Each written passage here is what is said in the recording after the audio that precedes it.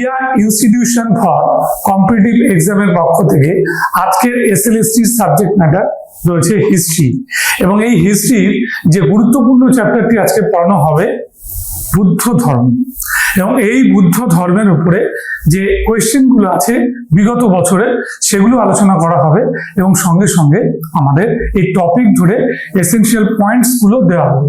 তাই তোমরা ক্লাসে খুব মনোযোগী হয়ে এগুলো শুনতে থাকো।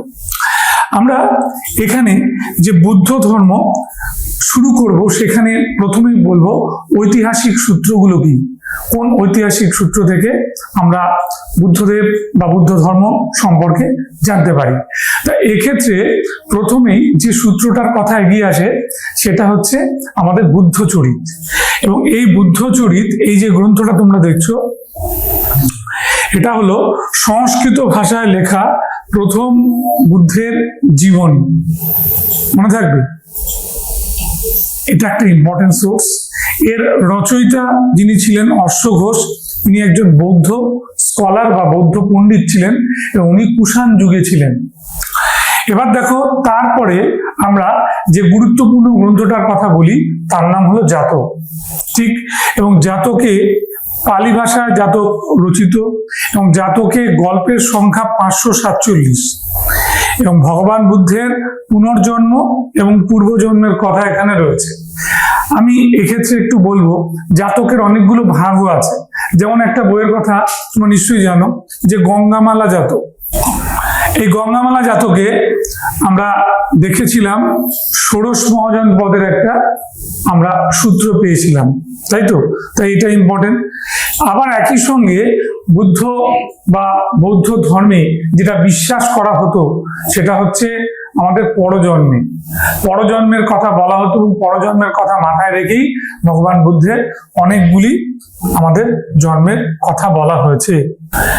দিব্যবংশ এবং মহাবংশ এই দুটি গ্রন্থ থেকে সিংহলের বংশগত ইতিহাস জানা যায়। ঠিক আছে, কি বললাম?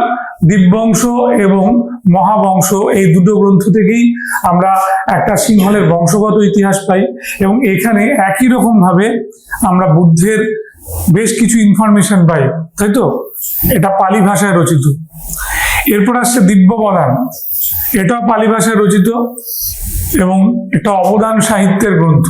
অবদান সাহিত্যের গ্রন্থ আমি বলে দিই, তোমরা জানো, যেমন পড়েছে হচ্ছে অশোকাবদান, ঠিক সেই রকম ভাবেই আসে আমাদের দ্বিতীয় যে গ্রন্থটি সেটা হচ্ছে দিব্যবদান। এবার দেখো, দিব্যবদান গ্রন্থ থেকে আমরা একটা বড় সূত্র পেয়েছিলাম, সেটা হচ্ছে চন্দ্রগুপ্ত মৌর্যের পিতার পরিচয়, তাই তো? সে ক্ষত্রিয় ছিল, মানে চন্দ্রগুপ্ত মৌর্য যে ক্ষত্রিয় ছিল এটা কিন্তু আমাদের এই সোর্সটা সে দিয়েছিল। আবার এই দিব্যবদান থেকেই একই রকম ভাবে নন্দবংশের কিছু ঘটনা আমরা জানতে পেরেছি, বিশেষ করে মহাপদ্মনন্দ এবং ধননন্দের রাজ্য বিজয়ের ইতিহাসটা আমরা এখান থেকে পেয়েছি, তাই তো? এবার দিব্যবংশ মহাবংশ আবার আরেকটা জায়গা থেকে ইম্পর্টেন্ট, এটা হচ্ছে বংশের ইতিহাস, মানে জিনিওলজিক্যাল হিস্ট্রি। তাহলে আমাদের এই সিংহলের বংশের ইতিহাসটাও কিন্তু আমরা এখান থেকেই পেয়ে গেছি। বুদ্ধের জন্ম কপিলাবস্তুর লুম্বিনী উদ্যানে, এবং বর্তমানে স্থানটি নেপালে অবস্থিত। কি বললাম? লুম্বিনী উদ্যানে ছিল, এবং বর্তমানে স্থানটা নেপালে অবস্থিত। ঠিক, এবং শুদ্ধোধন শাক্য বংশের রাজা ছিলেন। শুদ্ধোধন ছিলেন, কি বললাম, শাক্য বংশের রাজা, যিনি হচ্ছে গৌতম বুদ্ধের পিতা। ঠিক, তাহলে শাক্য বংশ এটা হলো একটা সহজে জেনে রাখবে যে আমাদের ওই ষোড়শ মহাজন পদের যুগে আমরা যে ব্রিজি বা বৈশালী এগুলো পেয়েছিলাম সেখানের সঙ্গে এটা খুব কানেক্টেড, জড়িত। আর মা ছিল মহামায়া, আমাদের কলীয় বংশের রাজকুমারী ছিলেন। ঠিক আছে, তাহলে মা ছিল কলীয় বংশের, বাবা ছিল তোমার শাক্য বংশের। এই দুটো জিনিস মাথায় রাখবে। এরা দুটোই কিন্তু আমাদের কি ছিল? গণতান্ত্রিক রাজবংশ, তাই তো? মনে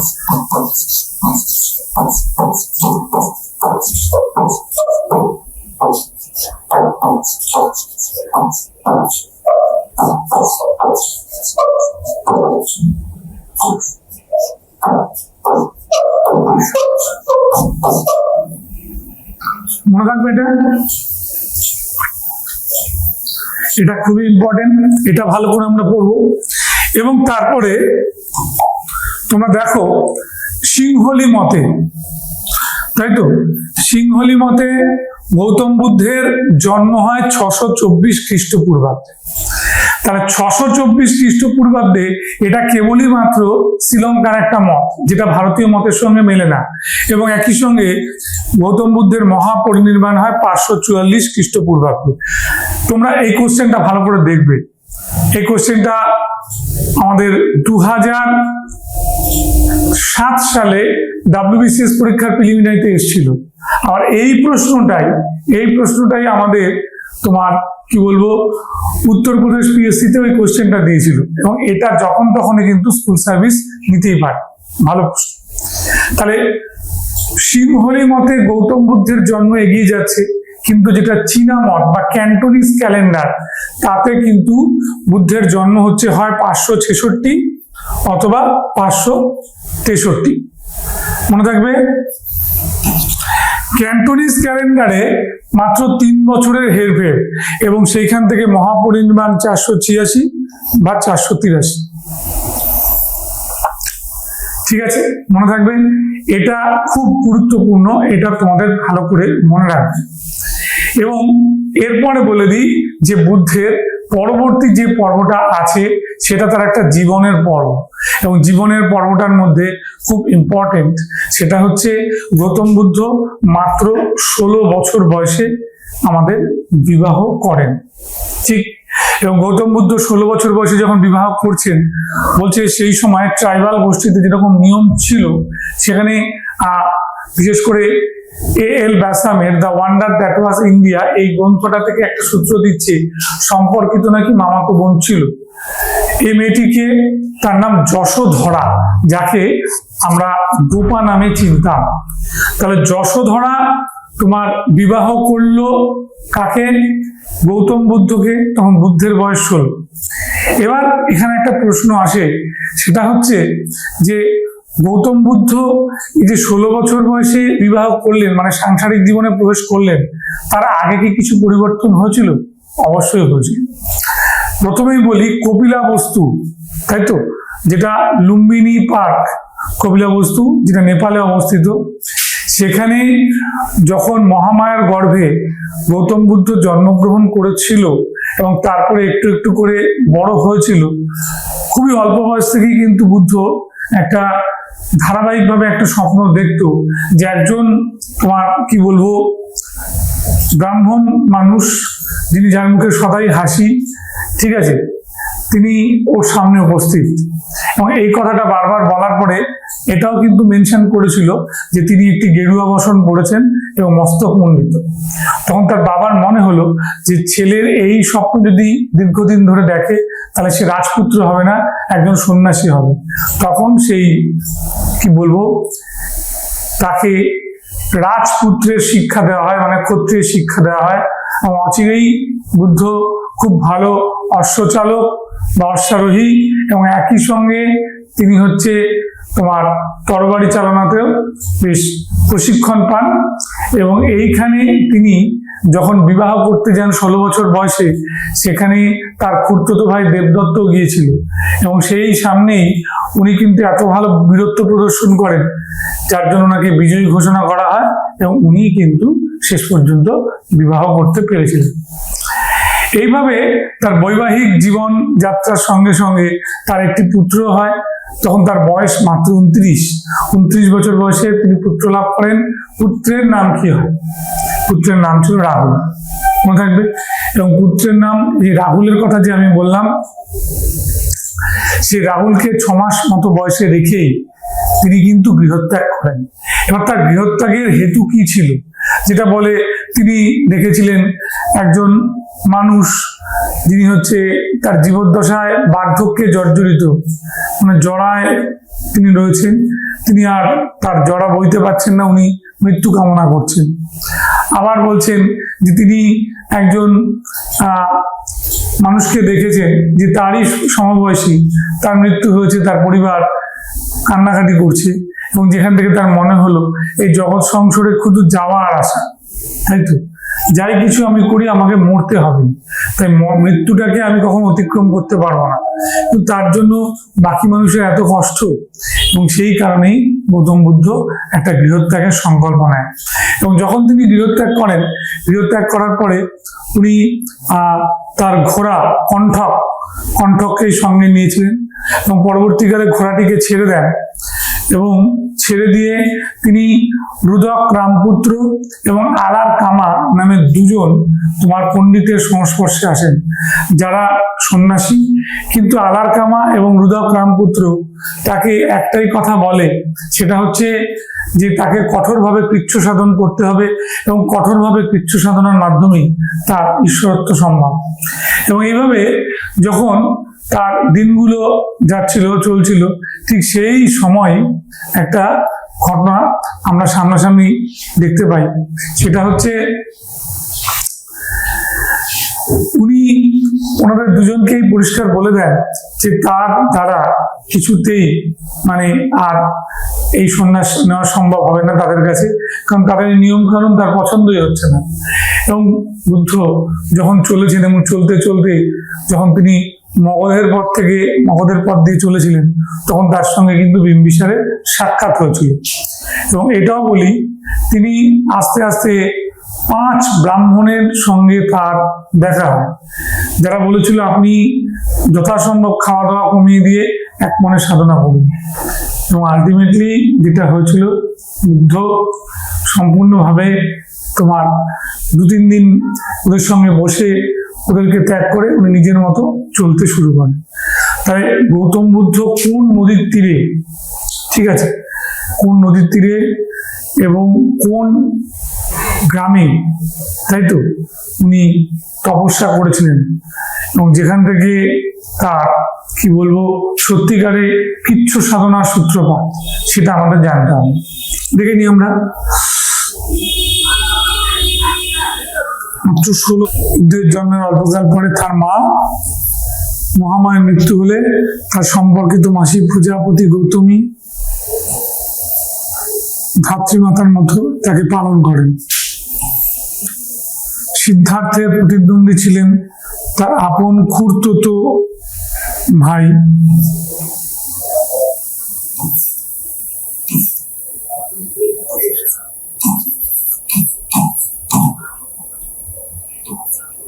দেবদত্ত। এই যে খুড়তুতো ভাই দেবদত্তর কথা বলছি, দেবদত্ত তাকে হত্যা করার পরিকল্পনা করেছিল, কিন্তু কোনো পরিকল্পনাই সঠিকভাবে কাজ করেনি, ঠিক আছে।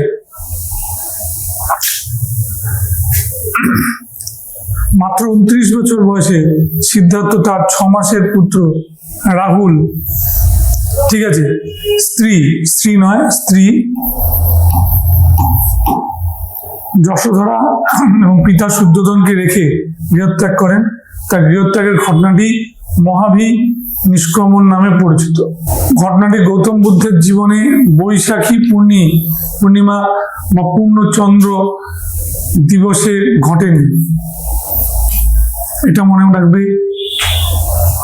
সিদ্ধার্থ প্রথমে আলার কামা এবং রুদ্রক রামপুত্রের কাছে সিদ্ধি লাভের আশায় শিষ্যত্ব নেয়, কিন্তু অচিরেই তাদের ত্যাগ করে নিজ সিদ্ধি লাভের আশায় যাত্রা শুরু করেন। এই সময় বারাণসীর কাছে 5 জন ব্রাহ্মণের সাথে সাক্ষাৎ হয়, কিন্তু এরাও তাকে সন্তুষ্ট করতে পারেনি, ঠিক আছে। একবারে সহজে ব্যাপারটা বলা হলো। এরপর 6 বছর এইভাবে সন্ন্যাসী জীবন কাটানোর পর মাত্র 35 বছর বয়সে নৈরঞ্জনা গৌতম বুদ্ধ কতদিন কাটিয়েছিল এই জীবন? উত্তর হচ্ছে, মনে রাখবে, সেটা হচ্ছে 6 বছর কাটিয়েছিল, ঠিক আছে। তাহলে 29 যোগ 6 35 বছর বয়স। সেই সময় নৈরঞ্জনা নদীর তীরে উড়ুভিল্ল লিখে বসে আছে। উড়ুভিল্ল গ্রামে অশ্বত্থ গাছের নিচে মাত্র 49 বছরের 49 দিনের তপস্যায় বোধি জ্ঞান লাভ করেন। ঠিক আছে, নদীর তীরটার নাম কি বললাম? নৈরঞ্জন নদীর তীর। কোন গ্রাম? উড়ুভিল্ল গ্রাম। ঠিক আছে, অশ্বত্থ গাছের নিচে 49 দিনের তপস্যায় বোধি জ্ঞান লাভ করেন।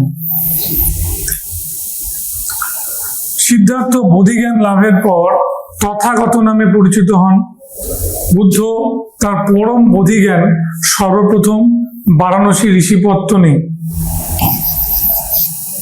অশ্বজিৎ, কৌন্ডিন্য, ভদ্রিক, মহানাম, বস্প এই 5 ব্রাহ্মণকেই তার দীক্ষা দেন এবং বোধি জ্ঞান ওদের মধ্যে ডিস্ট্রিবিউট করেন। ঠিক আছে, এই 5 ব্রাহ্মণে ছিল গৌতম বুদ্ধের প্রথম শিষ্য। এইটা হচ্ছে খুব ভাইটাল। গৌতম বুদ্ধের প্রথম 5 জন শিষ্য হচ্ছে এরা। ফার্স্ট উনি যখন দীক্ষা দেন, এবং এই ঘটনাটি কি নামে পরিচিত ছিল? ধর্মচক্র প্রবর্তন নামে পরিচিত।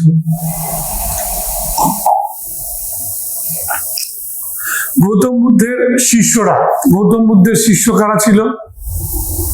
ঠিক, শিষ্যদের মধ্যে ছিল আনন্দ, উপালি খোড়কার বা নাপিত ছিলেন, সারিপুত্র রাহুলের শিক্ষক। ঠিক আছে, আনন্দ গৌতম বুদ্ধের প্রিয় শিষ্য, উপালি হচ্ছে খোড়কার বা নাপিত ছিল, সারিপুত্র ছিল গৌতম বুদ্ধের পুত্র রাহুলের শিক্ষক। ঠিক আছে, কাশ্যপ সবচেয়ে শিক্ষিত শিষ্য, কাশ্যপ। আম্রপালি বৈশালীর রাজনর্তকী বা এখানে বলতে পারো নগরবধূ। প্রসেনজিৎ গৌতম বুদ্ধের বন্ধু এবং কোশলের রাজা বিম্বিসার। মগধের রাজা অনাথ পিণ্ডক, তিনি একজন ব্যবসায়ী ছিলেন। ঠিক আছে, এরা সবাই কিন্তু গৌতম বুদ্ধের শিষ্য ছিল। এর মধ্যে কতগুলো নাম আমি বলছি।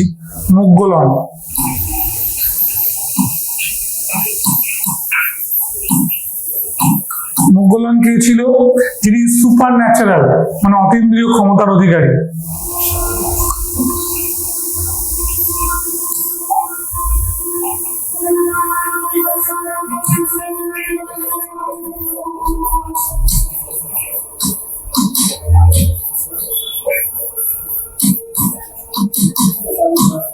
অতীন্দ্রিয় ক্ষমতার অধিকারী ছিল।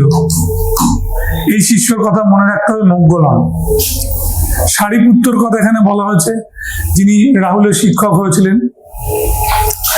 এবং লক্ষ্য করে দেখো, গৌতম বুদ্ধের শিষ্যের সংখ্যা প্রচুর বৃদ্ধি পেতে থাকে, এবং যে বৃদ্ধিটা এমন একটা জায়গায় যায়, সেখানে তার খ্যাতি এমনভাবে ছড়িয়ে পড়ে, সেটা হচ্ছে উনার জীবদ্দশাতেই কিন্তু উনি সেই এক খ্যাতিমান মানুষ হয়ে যান।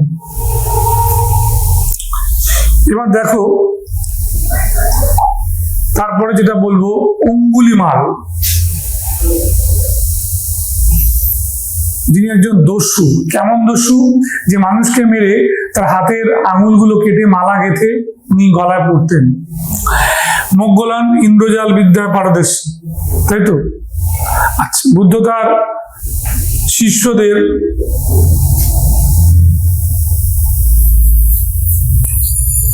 শিষ্যদের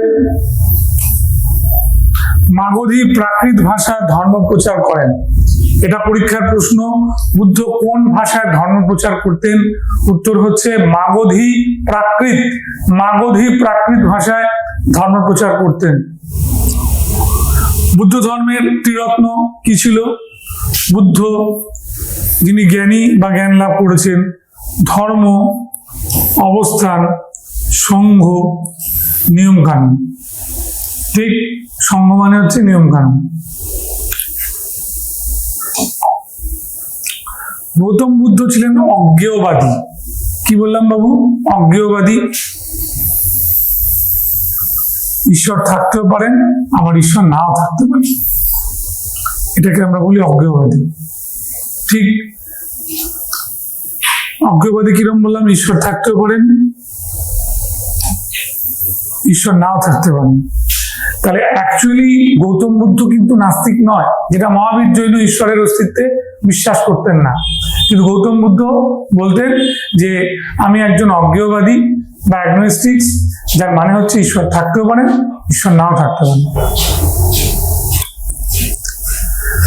বৌদ্ধ ধর্মের ভাগে একটা ছিল মহাসংঘিক। মহাসংঘিক কারা? মহাসংঘিক হচ্ছে তারা যারা মনে করেছিল যে বুদ্ধের যে নিয়ম কানুনগুলো রয়েছে সেগুলোর পরিবর্তন হওয়া দরকার। যেমন এত কঠোর কৃচ্ছ সাধনার কোনো দরকার নেই, এখন এত ধ্যান করবার কোনো দরকার নেই।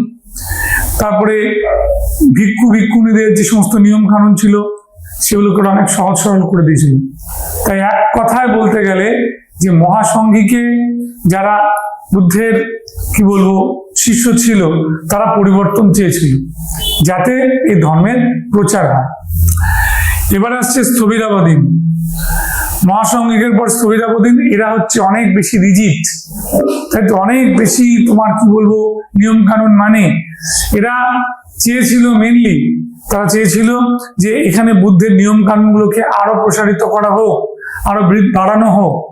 কোনোভাবে ওই বুদ্ধের মুখনিসৃত বাণী এবং যে নিয়ম কানুনগুলো আগে ছিল, ঠিক আছে, যে আমাদের ধ্যান, এগুলোকে কোন রকম পরিবর্তন করা যাবে না। এবার আছে মহাযান। ঠিক আছে, এই যে মহাযানের কথা যেটা রয়েছে, মহাযান মানে যিনি হচ্ছে আমাদের কি বলবো বুদ্ধর মূর্তি পুজো। মহাযান ধর্মে বলা হয়েছে কি যে আমাদের বোধিসত্ত্ব বা বুদ্ধের পুজো করা হবে, ঠিক মনে থাকবে। আর হীনযান যারা বুদ্ধ মূর্তির পুজো করে না, ঠিক আছে। বজ্রযান তান্ত্রিক বৌদ্ধ ধর্ম, বৌদ্ধ ধর্মের মধ্যে তন্ত্রটা ঢুকে গেলে সেটাকে আমরা বলি বজ্রযান। আর সহযান কি? বাউল সাধনা সহযানের অন্তর্ভুক্ত। মনে রাখবে কি বললাম, বাউল সাধনা আমাদের এই সহযানের অন্তর্ভুক্ত।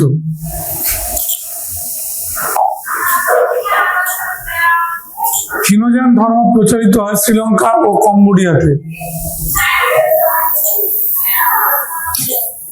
ঠিক আছে, হীনযান ধর্ম প্রচারিত হয় শ্রীলঙ্কা ও কম্বোডিয়াতে, আর মহাযান প্রচারিত হয় চীন, জাপান এবং কোরিয়াতে। ঠিক আছে, মহাযান ধর্ম প্রচারিত হয় চীন, জাপান এবং কোরিয়াতে। মনে রাখবে, এটা কিন্তু আমাদের জানা খুব দরকারি। বেশ, এবার দেখো এই যে চীন, জাপান, কোরিয়ার কথা বললাম, আস্তে আস্তে মহাযান বৌদ্ধ ধর্ম কিন্তু তিব্বতেও ঢুকে যায়, তাই তো।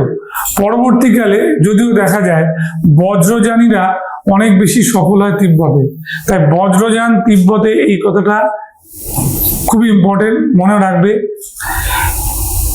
বৌদ্ধ ধর্মের জন্মস্থান কোথায় হয়েছিল? আমি বলেছিলাম সারনাথ, কারণ সারনাথের মৃগদেবে ওই 5 ব্রাহ্মণকে দীক্ষা দিয়েছিল। তাই বৌদ্ধ ধর্মের জন্মস্থান সারনাথ, আর গৌতম বুদ্ধের জন্মস্থান হচ্ছে কোথায়? কপিলাবস্তু। তো আবারও শুনে রাখো, বুদ্ধের জন্ম বললে বলবে কপিলাবস্তু, আর বুদ্ধ ধর্মের জন্মস্থান বললে হবে সারনাথ। অষ্টাঙ্গিক মার্গ বৌদ্ধ ধর্মে প্রচলিত ছিল। ঠিক আছে, কি নাম বললাম? অষ্টাঙ্গিক মার্গ বৌদ্ধ ধর্মে প্রচলিত ছিল।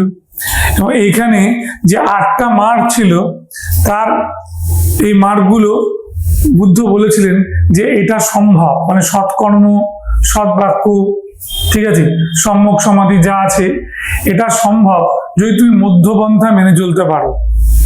ঠিক, তাহলে মধ্যপন্থা বা মধ্যম পাঠ,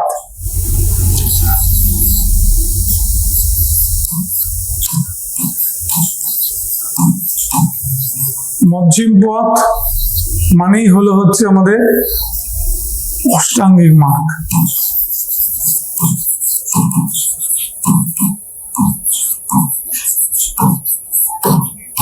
ঠিক আছে, এটা মনে রাখবে। এবার 8 পাথ বা অষ্টাঙ্গিক মার্গ মেনে চলতে পারলে মানুষ একটা সুস্থ জীবনের মধ্যে বাস করতে পারবে। এবং সংসারী মানুষদের, বিবাহিত মানুষদেরই কিন্তু উনি এই নির্দেশটা দিয়েছিলেন। ত্রিপিটক এটি প্রথমে পালি, পরবর্তীকালে প্রাকৃত এবং সংস্কৃত ভাষায় রচিত হয়। ঠিক আছে, প্রথম তুমি জেনে রাখবে যে 3টে ভাষায় পালি, প্রাকৃত এবং একই সঙ্গে যদি সংস্কৃত ভাষায় এই বইটি লেখা হয় ত্রিপিটক, তাহলে স্যার আমরা যে কোনো বইতে বলি পালি পালি করি। মনে রাখবে দুটো হারিয়ে গেছে, যেটা প্রাকৃত ভাষায় এবং সংস্কৃত ভাষায় লেখা হয়েছিল সেটা লস্ট, পুরো হারিয়ে গেছে। বেঁচে রয়েছে কোনটা? পালি ভাষার ত্রিপিটকটা, তাই আমরা এটাকে পালি বলি, মনে থাকবে।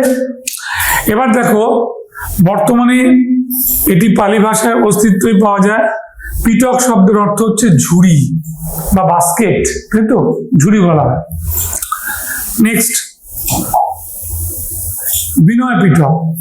এই পিটকের বিষয়বস্তু হলো বুদ্ধ ধর্মের সংঘের নিয়মাবলী, মনে থাকবে। বিনয় পিটকে কি আছে? বুদ্ধ ধর্মের সংঘের নিয়মাবলী। তুমি কি কি ডক্ট্রিন বা নিয়ম কানুনগুলো মেনে চলবে সেটা বিনয়তে বলা আছে। এবং এটা আবৃত্তি করেছিল বুদ্ধের শিষ্য উপালি। এটিকে আবৃত্তি করেছিল। এবার আসছে সুত্ত পিটক। সুত্ত পিটকের মধ্যে বুদ্ধের অ্যাডভাইস বা উপদেশগুলো রয়েছে, যেটা লিখেছিল আনন্দ। ঠিক, আর শেষটা হচ্ছে অভিধম্ম পিটক। এবার অভিধম্ম পিটকের ক্ষেত্রে যেটা তোমরা মনে রাখবে, যেখানে বুদ্ধের দার্শনিক তত্ত্বের ব্যাখ্যা দেওয়া হয়েছে। লক্ষ্য করে দেখো, অভিধম্ম পিটকের কোনো লেখকের কথা বলা হলো না। বুদ্ধের দার্শনিক তত্ত্বের ব্যাখ্যা আলোচনা হয়েছে 250 খ্রিস্টাব্দে, খ্রিস্টপূর্বাব্দ 250 খ্রিস্টপূর্বাব্দে সম্রাট অশোকের সময় তৃতীয় বৌদ্ধ সম্মেলন, যেখানে অশোকের ভাই আমাদের মঙ্গলীপুত্র তিস্য আমাদের পুরো আলোচনা করেছিল অভিধম্ম পিটকের ব্যাখ্যা, তাই তো। তাহলে অভিধম্ম পিটকের ব্যাখ্যা দিয়েছিলেন আমাদের অশোকের ভাই মঙ্গলীপুত্র তিস্য, এবং তারপরেই অশোক কিন্তু এটার গুরুত্ব বাড়িয়েছিল অভিধম্ম পিটকের। এবার এখানে একটা সুন্দর ছক করে বলা আছে এবং তার একটা ব্যাখ্যাও দেওয়া আছে, যে আমি একটু মুখে বলে দিই। প্রথম বৌদ্ধ সম্মেলন কোথায় হয়েছিল? মনে রাখবে, এটা হচ্ছে এমন একটা জায়গায় হয়েছিল যেখানে ষোড়শ মহাজনপদের একটা শক্তিশালী রাজধানী ছিল। তাহলে মগধের কথা মনে পড়ে, এবং মগধের প্রথম রাজধানী কি ছিল? রাজগৃহ। তাহলে রাজগৃহে আমাদের প্রথম বৌদ্ধ সম্মেলন হয়েছিল। এর প্রেসিডেন্ট কে হয়েছিল? সভাপতি আমাদের হয়েছিল এমন এক ব্যক্তিত্ব, যে ব্যক্তিত্ব কখনো কোনো রাজার পৃষ্ঠপোষকতা পেয়েছে এমন কেউ নয়, তাই তো। এবং সেই পণ্ডিতের নাম ছিল মহাকাশ্যপ। মহাকাশ্যপকে অ্যাপয়েন্ট করেছিলেন স্বয়ং অজাতশত্রু, মগধের রাজা অজাতশত্রু ওনাকে এই সভাপতির পদ দিয়েছিলেন। এই সময় যেটা আমরা দেখতে পাই সেটা হচ্ছে যে আমাদের সপ্তপর্ণী গুহায়, মানে রাজগৃহের সপ্তপর্ণী গুহাতে যখন সম্মেলন শুরু হয়, এই সম্মেলনে বুদ্ধ ধর্মের কোনো ভাগ হয়নি। দুটো কাজ হয়, আনন্দ আর উপালি এরা একে অপরে দুটো পিটকের ব্যাখ্যা করে। আনন্দ করেছিল হচ্ছে সুত্ত পিটকের ব্যাখ্যা, আর উপালি করেছিল বিনয় পিটকের ব্যাখ্যা, মনে থাকবে। এইটুকুই কার্য কিন্তু সম্পাদন হয়েছিল। দ্বিতীয় বৌদ্ধ সম্মেলন যখন হয়, সেটা হয় বৈশালীতে, এবং বৈশালীতে রাজা তখন ছিলেন কে?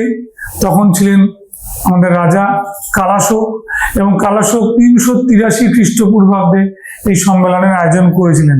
তাহলে প্রথম সম্মেলন 483, দ্বিতীয় সম্মেলন 383, মানে 100 বছর বাদে। এবং এই সময় আমরা দেখতে পাই যে বৌদ্ধ সম্মেলনের প্রথম ভাগটা হয়ে যায়। কি হয়েছিল? যারা বলেছিল সংঘের ভেতরে যে নিয়মাবলীগুলো আছে এগুলো পরিবর্তন করা দরকার, সেগুলো অনেক সহজ সরল করা দরকার, তারা মহাসংঘিক। আর যারা বলেছিল যে না, এই নিয়ম কানুনগুলোকে আরো কঠোর করে দেওয়া উচিত, ঠিক আছে, তারা ছিল আমাদের স্থবিরাবাদী। মনে থাকবে মহাসঙ্গিক আর স্থবিরাবাদীতে ভাগ হয়ে গেছিল। এবার আমরা তৃতীয় বৌদ্ধ কাউন্সিল যখন দেখব 250 খ্রিস্টপূর্বাব্দে সম্রাট অশোকের সময় হয়েছিল। সেই সম্রাট অশোকের সময় আমরা দেখে নেব যে এই সময় অভিধম্ম পিটকের ব্যাখ্যা হয়েছিল এবং এটা হয়েছিল পাটলিপুত্রে, এবং প্রেসিডেন্ট বা সভাপতি ছিলেন তার ছোট ভাই মঙ্গলীপুত্র তিস্য। এবং এইখানে অভিধম্ম পিটকের ব্যাখ্যার সঙ্গে সঙ্গে অশোক বলেছিলেন যে বৌদ্ধ ধর্ম ভারতের বাইরে প্রচারিত হবে, এবং ভারতের বাইরে প্রচারিত হয়েছিল কোথায়? শ্রীলঙ্কা এবং দক্ষিণ পূর্ব এশিয়ায় এটা ছড়িয়ে পড়েছিল, মনে থাকবে। এবং তারপরে চতুর্থ বৌদ্ধ কাউন্সিল হয়েছিল খ্রিস্টপূর্ব না খ্রিস্টাব্দ, এবার খ্রিস্টপূর্ব নয়, খ্রিস্টাব্দ প্রথম শতাব্দীতে। এবং এই সময় রাজা কনিষ্ক এই সম্মেলন করেছিল কাশ্মীরের কুন্দলবনে। সভাপতি হয়েছিল আমাদের এমন এক ব্যক্তি যিনি মহাবিভাষা বলে একটি গ্রন্থ লিখেছিলেন। যে মহাবিভাষা গ্রন্থটিকে বলা হয়েছিল বা দাবি করা হয়েছিল এটি হচ্ছে এনসাইক্লোপিডিয়া অফ বুদ্ধিজম, মানে বুদ্ধ ধর্মের বিশ্বকোষ। সেই বসুমিত্র সভা পরিচালনা করলেন এবং তাকে সহযোগিতা করতে এগিয়ে এলেন কে? আমাদের অশ্ব ঘোষ, মনে থাকবে। অশ্ব ঘোষ হলেন সহসভাপতি। এবং এই সম্মেলনে আমরা দেখলাম কনিষ্ক কিন্তু বললেন যে আগে পালি প্রাকৃত ভাষায় বৌদ্ধ ধর্ম রচনা করা হতো, এখন থেকে বৌদ্ধ সাহিত্য সংস্কৃত ভাষা রচনা করা হবে। দ্বিতীয়ত বৌদ্ধ মূর্তির প্রথম প্রচলন হলো মহাযান ধর্মে এসে, কারণ মহাযান ধর্মের উৎপত্তি ঘটলো আমাদের চতুর্থ বৌদ্ধ সম্মেলনে। যারা বললো মূর্তি পুজো করবে তারা হচ্ছে মহাসঙ্গিক, আর যারা বললো মূর্তি পুজো করবে না তারা হচ্ছে কি হলো? তারা হলো হীনযান, মহাসঙ্গিক নয়। যারা মূর্তি পুজো করলো তারা মহাযান, আর যারা মূর্তি পুজো করলো না তারা হচ্ছে হীনযান। বেশ, তাহলে প্রথম বৌদ্ধ ধর্মে হীনযান আর মহাযান এই দুই ধর্মে আমাদের কি হলো? ভাগ হয়ে গেল। এবং তারপরে এটা জানবে যে চতুর্থ বৌদ্ধ সম্মেলনে সংস্কৃত ভাষায় যেমন বৌদ্ধ সাহিত্য রচনা হলো, তেমন বিদেশেও বৌদ্ধ ধর্ম প্রচারিত হলো। কনিষ্ক অশোকের পর দ্বিতীয় রাজা যে বৌদ্ধ ধর্ম ভারতের বাইরে নিয়ে গিয়েছিলেন, তাই আমরা জানি কি বলা হয় আমাদের কনিষ্ককে? দ্বিতীয় অশোক। ঠিক আছে, যাই হোক, এই যে জায়গাটা গিয়েছিল চীন, জাপান এবং কোরিয়া, এখানে কিন্তু বৌদ্ধ ধর্মের প্রচার হয়েছে। ঠিক, এবার আমরা চারটে বৌদ্ধ কাউন্সিলের পরে এটাও খুব ভালো করে লক্ষ্য করব যে যান বা ভেহিকল এটা কতদূর এগিয়েছিল।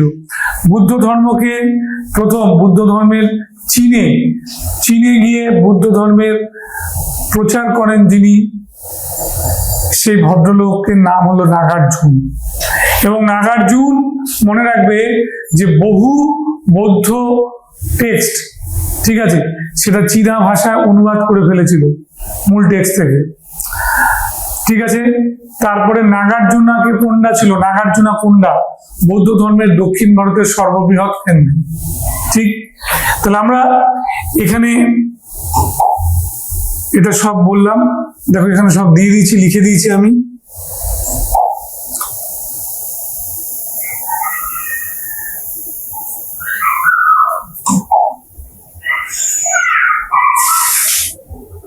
ঠিক আছে, গান্ধার শিল্পে প্রথম বুদ্ধ মূর্তি আসে, দ্বিতীয়ত হচ্ছে মথুরা শিল্পে, এটা মনে রাখবে।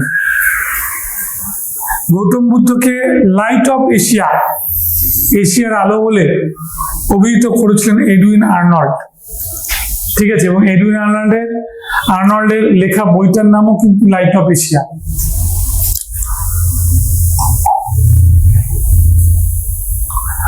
এবার দেখো গৌতম বুদ্ধকে বোধিসত্ত্ব, তথাগত, অমিতাভ, শাক্য মুনি, শাক্য সিংহ নামে অভিহিত করা হয়েছিল। মহাকাশ্যপ প্রথম বৌদ্ধ সন্ন্যাসী। বুদ্ধের শেষ বাণী বুদ্ধের শেষ বাণী হচ্ছে এই জগৎ সংসারে সবকিছুই ধ্বংস হবে, কিন্তু রয়ে যাবে প্রচেষ্টা। মনে থাকবে, all composite things are decay and strive diligently. যার বাংলা করলে দাঁড়ায় এই জগৎ সংসারে সবকিছুই ধ্বংস হবে, কিন্তু রয়ে যাবে প্রচেষ্টা। বুদ্ধের মতে বুদ্ধের স্ত্রী হবেন, বুদ্ধের মতে নয়, বজ্রযানী বুদ্ধ ধর্মের মতে বুদ্ধের স্ত্রী হবেন কে? তারা। এবং ভবিষ্যতের বুদ্ধ যিনি হবেন তার নাম হবে মৈত্রেয়। মনে থাকবে, মৈত্রেয়কে বলা হয়েছিল ভবিষ্যতের বুদ্ধ, আর বজ্রযানীরা বুদ্ধের যে নতুন করে বিবাহ দিয়েছিলেন তাদের কল্পনা দিয়ে তাতে তার স্ত্রীর নাম রেখেছিলেন তারা। মনে থাকবে? বেশ,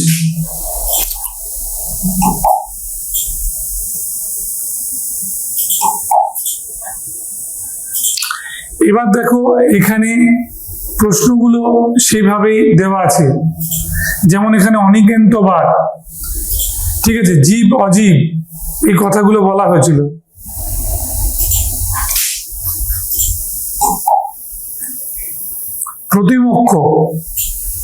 প্রতিমোক্ষ কারা, ঠিক আছে। এখানে এবার কতগুলো জিনিস আমি অ্যাড করছি, খুব ভালো করে জানো। সেটা হচ্ছে বৌদ্ধ যারা রাজা বৌদ্ধ ধর্ম নিয়েছিলেন, মানে আমি বিম্বিসার বা এদের কথা আমি বাদ দিচ্ছি।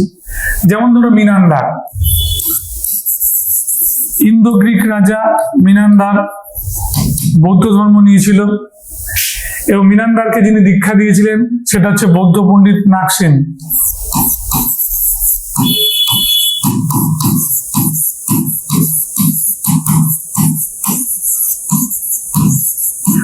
বৌদ্ধ পণ্ডিত নাগসেন, তাই তো, ইন্দো গ্রিক রাজা।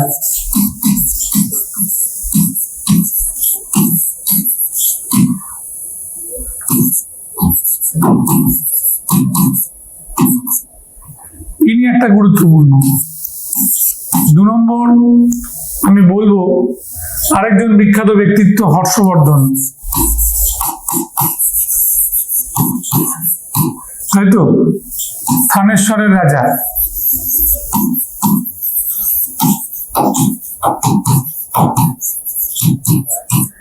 এনার কথা বলতে হবে।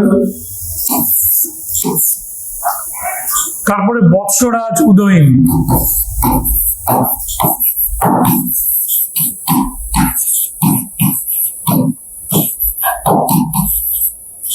বৎসরাজ উদয়ন বা উদয়ন,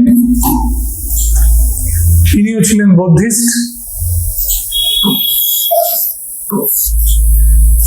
তারপরের বিখ্যাত বৌদ্ধ রাজাদের কথা বলতে গেলে সব পাল রাজারাই তো বৌদ্ধ ছিলেন, তো আগেই বলা হয়েছে।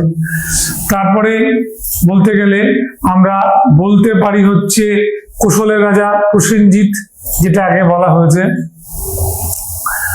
এবং পরবর্তীকালে আমরা দেখতে পাই যে দক্ষিণ ভারতের রাজারা বৌদ্ধ ধর্ম গ্রহণ করেছে, এই উদাহরণ বিরল নেই, তাই তো।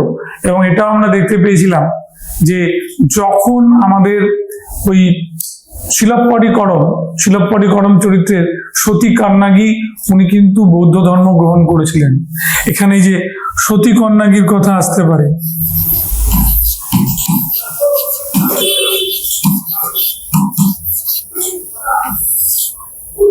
মনে থাকবে? বেশ, এইবার তোমাদের যেটা একটু বলতে হবে সেটা হচ্ছে যে বুদ্ধ ধর্ম সংঘ, তাই তো, এই 3টে যেমন বলা হয়েছিল ত্রিরত্নের মধ্যে অঙ্গীভূত, ঠিক সেরকম ভাবে তোমাকে জানতে হবে এই যে বোধিজ্ঞান মানে নলেজ, এটা অনেক রাজা বা অনেক ব্যক্তি পরবর্তীকালে কিন্তু লাভ করেছিল। যেমন পরবর্তীকালের বৌদ্ধ পণ্ডিতদের মধ্যে উঠে আসে অতীশ দীপঙ্করের নাম। অতীশ দীপঙ্কর তোমাকে পড়তে হবে। তারপরে শান্তরক্ষিত, ধর্মরক্ষিত, ঠিক আছে, আমাদের কি বলে আমাদের শিলভদ্র, ঠিক আছে, এই যে পণ্ডিতরা ছিলেন, ঠিক আছে, তারা পুরোপুরি বৌদ্ধ ধর্মটাকে স্প্রেড করেছিলেন। এবার প্রশ্ন করতে পারে যে বৌদ্ধ ধর্মের যে এত প্রসার সেটা কিভাবে ধ্বংস হয়ে যায়। তার মূল কারণটা ছিল, মনে রাখবে, যে ব্রাহ্মণ্য ধর্মটা পুনরুজ্জীবিত হয়। পুনরুজ্জীবিত হওয়ার পরে আস্তে আস্তে জৈনরা ব্রাহ্মণ ধর্মের সঙ্গে কিন্তু সহযোগিতা করে, কিন্তু বৌদ্ধরা করতে পারে না, যার জন্য বৌদ্ধরা আস্তে আস্তে ভারতের বাইরে চলে যায়। ঠিক মনে রাখবে এটা। আচ্ছা, অশোক স্পেশালি একটু মনে রাখতে হবে যে অশোক বৌদ্ধ ধর্মের সঙ্গে নিজস্ব একটা ধর্মের মিশ্রণ ঘটিয়েছিল, যার জন্য সে জনপ্রিয় হয়েছিল। আর হর্ষবর্ধনের ক্ষেত্রে যেটা মনে রাখবে, 637 খ্রিস্টাব্দে উনি কি করেছিলেন, আমাদের কনৌজে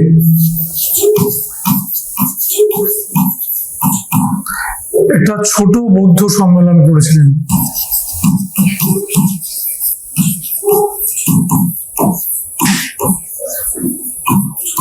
ঠিক, যেখানে সভাপতিত্ব করেছিল হিউয়েন সাং, তাই না?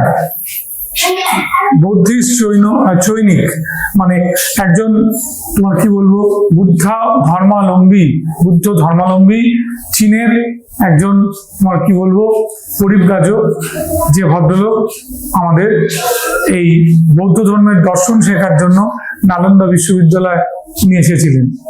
ঠিক আছে, জাস্ট এই পর্যন্ত। এখানে বৌদ্ধ শাস্ত্রের কিছু টার্ম আছে, যেমন উপাসক উপাসক মানে যারা হচ্ছে বৌদ্ধদের ধ্যান ধারণাগুলো মেনে চলেন। উপাসিকা একই, সেটা হচ্ছে নারী উপাসিকা। বৌদ্ধ ভিক্ষুণী, আমি বলে দিয়েছি এটা। এবং তারপরে কি আছে, বৌদ্ধ সংঘের একটা ব্যাপার আছে। এবং রক্তমৃত্তিকা, যেটা আমরা দেখতে পাই শশাঙ্কের সময়, তাই তো? সেটা কিন্তু একটা খুব বড় বৌদ্ধ কেন্দ্র ছিল। বেশ, এইভাবে আমরা বৌদ্ধ সাহিত্য, বৌদ্ধ গ্রন্থ যেগুলোর কথা আমরা বললাম, এবং সঙ্গে সঙ্গে কোশ্চেনগুলোতেও এটা দিয়ে দিয়েছি, তোমরা অবশ্যই কিন্তু সেটা দেখবে। যাই হোক, দিয়া ইনস্টিটিউশনের পক্ষ থেকে আমরা আবার ফিরে আসবো, আবার ইতিহাসের নতুন ক্লাস করব। তোমরা কিন্তু এখানে অবশ্যই অ্যাটেন্ড করবে। Thank you. চারটে